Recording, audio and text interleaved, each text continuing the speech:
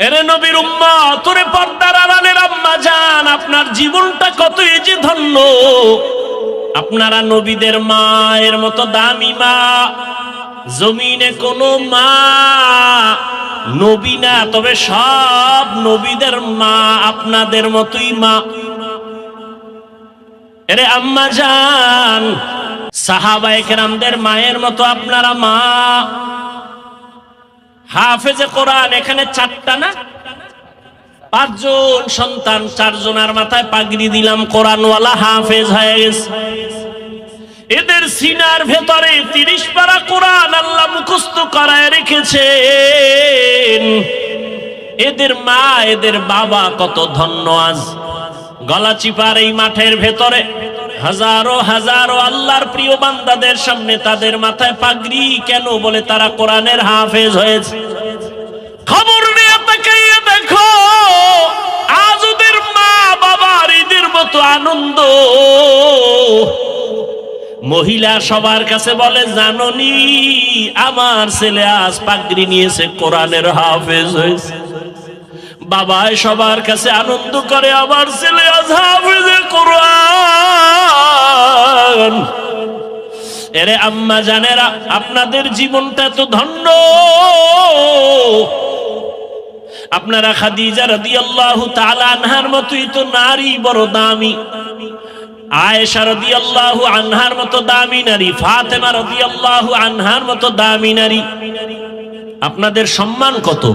কিয়ামতের ময়দানে কোটি কোটি কোটি কোটি মানুষের সামনে আল্লাহ যখন জিজ্ঞাসা করেই ফেলেন, যদি ও হাজারো কোটি মানুষের মাঝে আমি একজন ব্যক্তিকে দেখতে চাই, আমার মুহাম্মদ, আমার প্রিয় নবী, তার হাতে হাত লাগাইয়া প্রথম কালেমাটা কে পড়েছো, ওই ব্যক্তিটাকে আজ আমি হাসরের মাঠে পুরস্কার দিব। দুনিয়ার কোন পুরুষ দাঁড়াতে পারবে না। একজন নারী দাঁড়াইয়া যাবেন, দাঁড়ায় বলবেন, ও দয়ার মালিক, আপনার বন্ধুর হাতে প্রথম কালেমাওয়ালা আমি নারী, একজন খাদিজা রাদিয়াল্লাহু আনহা। আল্লাহ যদি বলে ফেলেন কিয়ামতের ময়দানে, আমার দ্বীন ইসলামের জন্য জীবন দিতে গিয়া প্রথম শহীদ কে হয়েছ? গলা কাটা শহীদ। একজন পুরুষও দাঁড়াতে পারবে না। একজন নারী দাঁড়ায় বলবেন, হে মালিক, আপনার দ্বীন জিন্দা করার জন্য আমি শহীদ হয়ে রক্ত ঝরাইছি, আমি একজন নারী, সুমাইয়া রাদিয়াল্লাহু আনহা।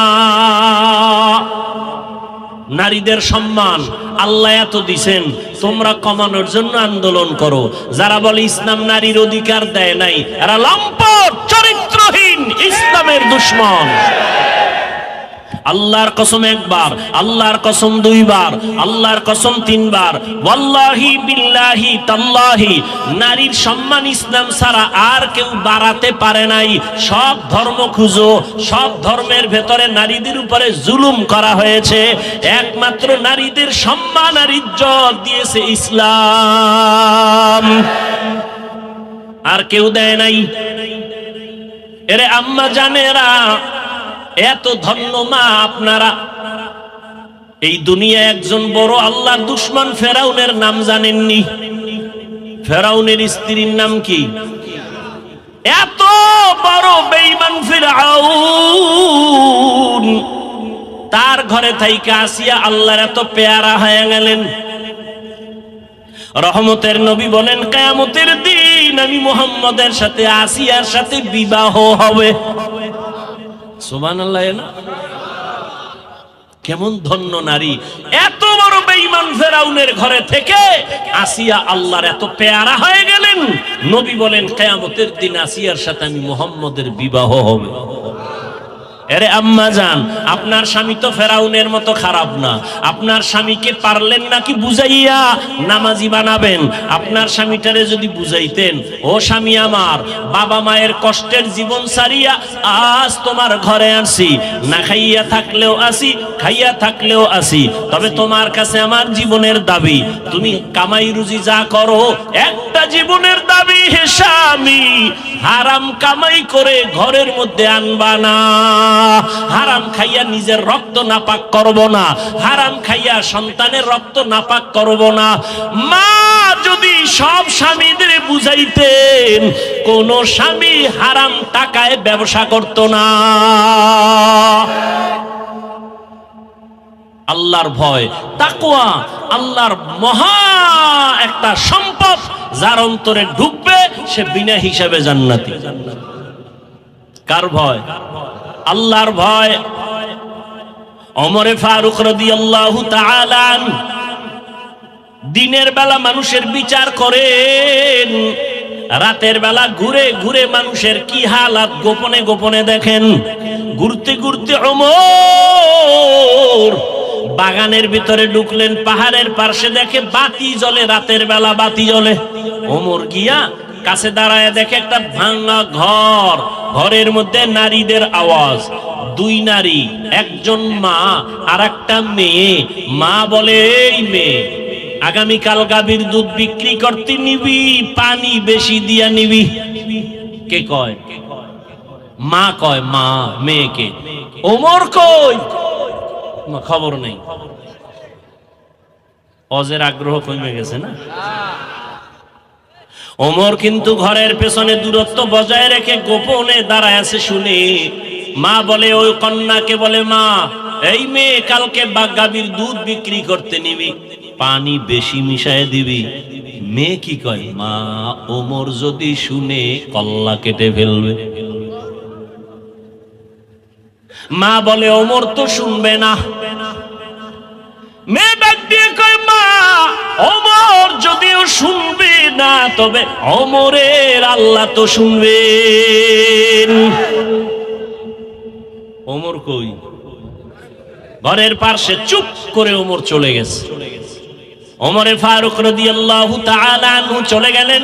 পরের দিন আদালতে বৈশা ওই মেয়ে আর মাকে ডাকালেন। ভয়ে কাঁপতেছে, না জানি আর ফাঁসি হয়।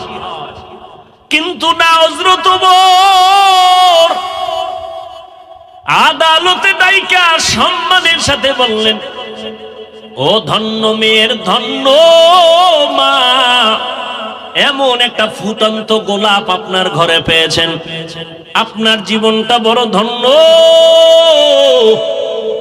আপনার মেয়েটা এত সুযোগ পাইয়াও আল্লাহর ভয় অন্তরে জমা রাখছে। আল্লাহর ভয়, তাকওয়া। আমি আজ আপনাকে ডাকছি, ভয় নাই, ভয় নাই। আপনি যদি খুশি হন, আমি ওমর চাই আপনার মেয়েটাকে আমার ছেলের জন্য বিবাহের বন্ধনে নিব। মা খুশি না বেজার? মা ডাক দিয়া আলহামদুলিল্লাহ, খলিফাতুল মুসলিমিন ওমর আমার মেয়েকে তার পুত্র বধূ বানাতে চায়, আল্লাহ কবুল করো। ওই মেয়েটাকে ওমর তার ছেলের জন্য নিয়েছেন, বিবাহের বন্ধনে আবদ্ধ করে দিলেন। এবং এই মেয়ের গর্বের ধারায় আছে আর একটা আকাশের ফুটন্ত চাঁদ, ওমর ইবনে আব্দুল আজিজ। এরে আম্মা জানেরা, কয়দিন আর বাহাদুরি, মইরা গেলে কেউ নামও নিবে না। হ্যাঁ, ভালো ছেলে যদি রাইখা যান, তাহলে ওই ছেলের কারণে আপনিও দোয়া পাবেন। আর যদি ভালো ছেলে না রাখেন, দুনিয়ার কেউ আপনাকে চিনবে না, জানবে না। এরে আম্মা জানেরা, আপনার মতো কত মা এখনো আছে, পর্দা করে, হালাল ভাবে চলে, স্বামীর মাল খেয়ানত করে না, মোবাইলে সময় নষ্ট করে না। আপনি কেন পারবেন না? তওবা করে নেন। ও আমার কলিজার যুবক বাবারা, এখনো সময় আছে, মনটাকে বুঝাইয়া তওবা করো। তোমার মতো যুবক স্কুল কলেজে পড়ে, নামাজি, অভাব নাই, তুমি কেন পারবা না? মনে মনে আল্লাহকে ডাকো, হে মালিক, জীবনে মনের চাহিদা পূরণ করতে গিয়া কত দাড়ি কাটলাম, কত নামাজ ছাড়লাম, বেপরদায় চললাম, কত পার্কে পার্কে ঘুরলাম। আজ থেকে তওবা করতে চাই, আর দাড়ি কাটবো না, বেপরদায় চলবো না, মা বাবার সাথে বেয়াদবি করবো না, নবীজির আদর্শ মানিয়া চলবো, উলামায়ে কেরামের পরামর্শ নিয়ে চলবো, শিক্ষকের দোয়া নিয়ে চলবো। আল্লাহর কাছে খাঁটি মনে যদি তওবা করতে পারো, তুমি ডাক্তার হলেও তোমার জীবনটা ধন্য হয়ে যাবে, ইঞ্জিনিয়ার হলেও তোমার জীবন ধন্য, তুমি প্রফেসর হলেও তোমার জীবনটা বড় ধন্য হবে। ও বৃদ্ধ বাবাজি, আপনার মতো কত বাবারা মসজিদে গিয়া 5 বেলার নামাজ আদায় করে, আপনি কেন পারবেন না? আল্লাহর ধরা বড় কঠিন, আপনি ভুলে গেলে চলবে না। আল্লাহর কাছে এখনো সময় আছে, তওবা করে নেন। আল্লাহ পাক রব্বুল আলামিন কত যে দয়াময়, আবার তেমনি ভয়ঙ্কর। রহমতের নবী এশার নামাজ পড়ে আম্মাজান আয়েশার হুজরায় ঘুমায় গেলেন। তন্দ্রাচ্ছন্ন নবী বলেন, আমি ঘুমাইলে চোখ বন্ধ থাকে, আমার অন্তর ঘুমায় না। হঠাৎ করে রাতের গভীরে আমার কানের মধ্যে শুনি কে যেন কান্না করতেছে। নবী বলেন, আমার ঘুম ভেঙ্গে গেল, এই গভীর রাতে কে কান্না করে? রহমতের নবী বলেন, আমি উঠলাম, উঠিয়া আমি বিছানার থেকে বের হয়ে গেলাম, নজর দিয়া দেখি আমার হুজরার পাশেই তো মসজিদে নববী। নজর দিয়া দেখি আমার এক সাহাবী নামাজে দাঁড়ায় দাঁড়ায় গভীর রাতে কান্না করে। আমি রহমতের নবী হঠাৎ চমকে উঠলাম, কোন সাহাবী এই গভীর রজনীতে কাঁদে? ভালো করে নজর করে দেখি, আল্লাহর পেয়ারা সাহাবী আমার আবু বকর গভীর রজনীতে নামাজে দাঁড়ায় কান্না করে। আমি বাহিরে অপেক্ষমান, আবু বকর হাউ মাউ করে কান্না করে নামাজ শেষ করে বের হয়। আমাকে দেখে আবু বকর আতঙ্কিত হয়ে গেল। আমি প্রশ্ন করলাম, হে আবু বকর, আপনি গভীর রাতে নামাজে দাঁড়ায় কান্না করলেন কেন? আবু বকর চোখের পানি ছেড়ে বলেন, ইয়া রাসূলুল্লাহ, আল্লাহর আযাবের ভয় আমি নামাজে দাঁড়ায় কান্না করেছি, একটা আয়াত পড়ে পড়ে কাঁদছি। ইন্নাল্লাহা আশতারা মিনাল মুমিনিনা আনফুসাহুম ওয়া আমওয়ালাহুম বিআন্না লাহুমুল জান্নাহ। আল্লাহ পাক বলেছেন, মুমিনের জান মাল আমি আল্লাহ কিনে নিয়েছি, বিনিময়ে মুমিনকে জান্নাত দিয়েছি। নবী বলেন, আবু বকর এটা খুশির খবর, এখানে কান্নার কি পাইলেন? আবু বকর বলেন, ইয়া রাসূলুল্লাহ, আপনি জানেন আমি ব্যবসা করি, কাপড়ের দোকান দেই। আজকে সকালবেলা একজন মহিলা আমার দোকানে এসে বহুদিন আগের কেনা কাপড়টা ফিরাইয়া টাকা নিয়ে গেল। আমি প্রশ্ন করছিলাম, মা কেন কাপড় ফিরায় টাকা নেন? মহিলা একটা জবাব দিয়েছে, তোমার দোকানের কাপড় আমার পছন্দ হয় না, এজন্য ফিরাইয়া দিলাম। আমি আল্লাহর এই আয়াত পড়ে কান্না করেছি। আল্লাহ যে বলেছেন মুমিনের জানমাল আমি নিলাম, মুমিনকে জান্নাত দিয়ে দিলাম, এখান থেকে আমার ভয়। আপনি নবী কিয়ামতের হালাতের বয়ান করেছেন, কত ভয়ঙ্কর হবে কিয়ামতের মাঠ। কিয়ামতের ময়দানে নারী আর পুরুষেরা সবাই উলঙ্গ দাঁড়াবে। সূর্যের গরমে মাথার মগজগুলো ভাতের মারের মতো ফুটবে, জমিনটা তামা হয়ে যাবে, জাহান্নামের আওয়াজে মানুষের কান ফেটে যাবে। এমন এক হালাত হবে, ওই হাসরের মাঠে নবীরা যাদের গুনাহ নাই তারাও কান্না করে বেকারার হবেন। ওই অবস্থার মধ্যে যখন আল্লাহ এক এক করে ডাকবেন, আমি আবু বকরকে ডাক দিয়া যদি আল্লাহ বলেন, হে আবু বকর, আমি জান্নাতের সুসংবাদ দিলাম, কি আমল করেছো?